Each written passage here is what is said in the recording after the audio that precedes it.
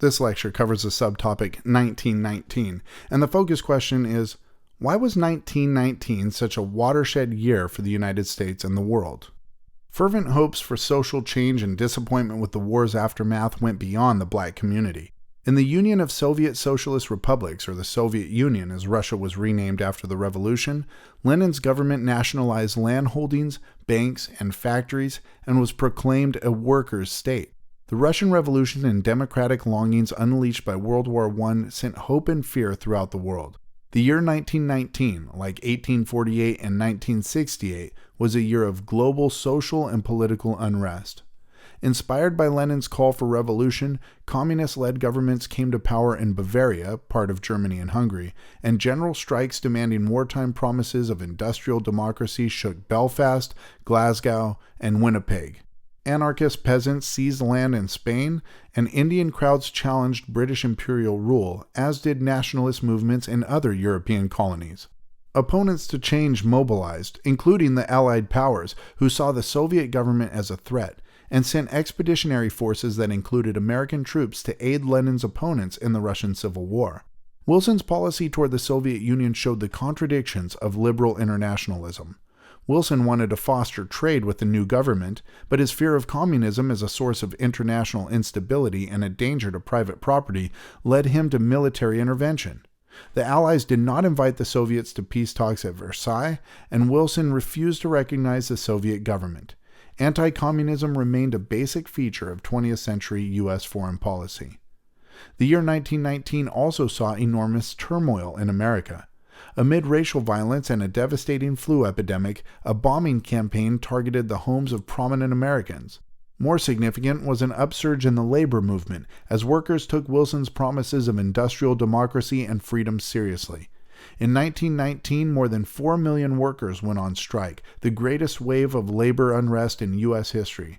They faced an unprecedented mobilization of employers, government, and private patriotic organizations. The strike wave began in January in Seattle, where a shipyard workers' strike became a general strike that paralyzed the city.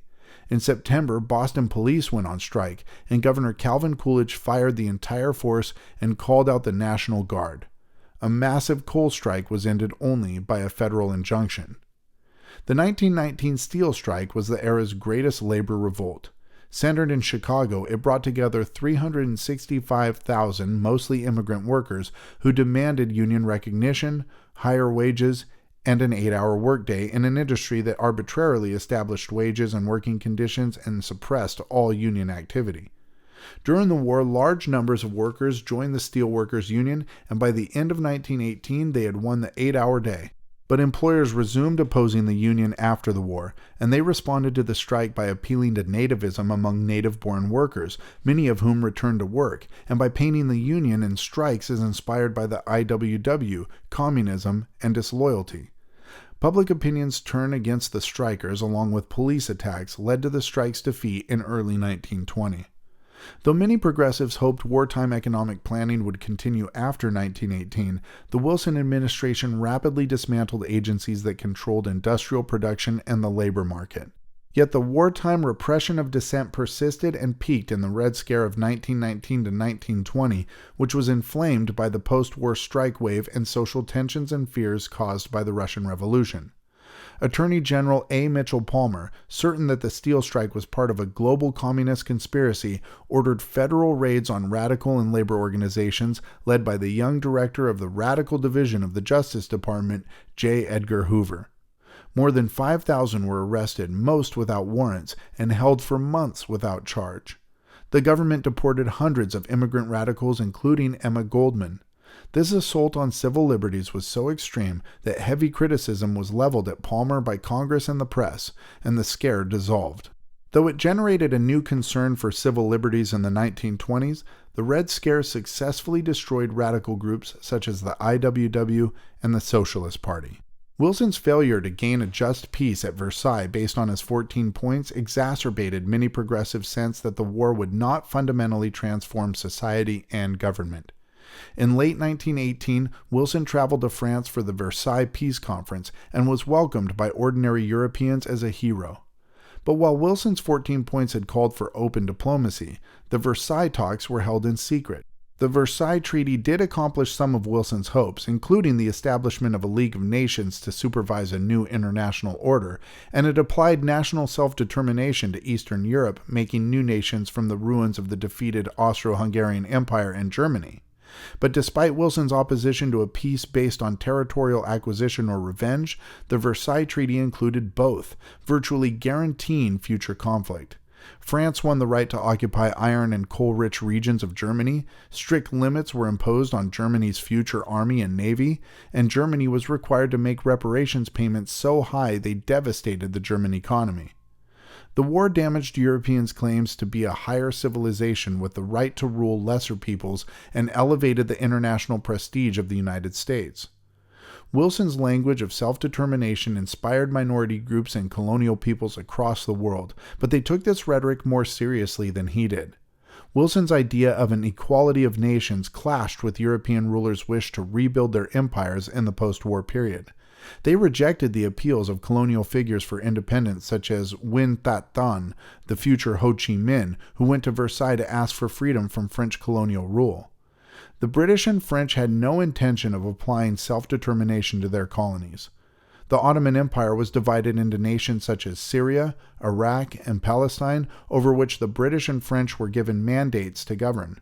Former German colonies in Africa were given to South Africa, Australia, and Japan, and Ireland was not given its independence. Widespread disappointment among colonial peoples that the 14 points had not been applied to the non-European world created cynicism regarding the West's language of freedom and democracy. Wilson's apparent capitulation to the claims of European empires sparked popular anti-Western nationalist movements across the world, including the May 4th movement in China and the Communist movement in Vietnam led by Ho Chi Minh. Lenin, in fact, spoke of the right of nations to self-determination before Wilson, and with the end of the Wilsonian moment, Lenin's reputation supplanted that of America's president. These movements, whether or not they were communist, signaled the emergence of anti-colonial nationalism as a major force in the 20th century. Ironically, when colonial peoples demanded to be recognized as independent members of the international community, they invoked the legacy of the American Revolution as the first colonial struggle to establish an independent nation, and Wilson's language of self-governing and equal nation-states as the most legitimate form of government and world order. Wilson, upon returning to the United States from Versailles, saw the League of Nations as the war's most important legacy. But many Americans feared that League membership would force the United States into open-ended commitments in the affairs of other nations. Wilson argued that the United States could not save the world without being continually involved with it. His opponents, led by Massachusetts Senator Henry Cabot Lodge, argued that the League would limit America's freedom of action. Wilson refused to compromise, and in the midst of the League debate, he suffered a massive stroke that left him incapacitated. His wife Edith effectively assumed his office for 17 months. The Senate twice rejected the Versailles Treaty. In the war's immediate aftermath, the United States retreated from international affairs. Over the long term, however, Wilson's idealism and power politics shaped the fundamentals of American foreign policy in the 20th century, a commitment to democracy, open markets and trade, and America's special mission to instruct the world in freedom, and the will for military intervention abroad to promote American interests and values. But the war had not made the world safe for democracy. It undermined freedom in the United States, and it led to the defeat of progressivism. Republican Warren G. Harding, part of the party's conservative wing and elected president in 1920, repudiated Wilsonism and promised a, quote, return to normalcy, end quote, thus inaugurating one of the most conservative decades in the nation's history.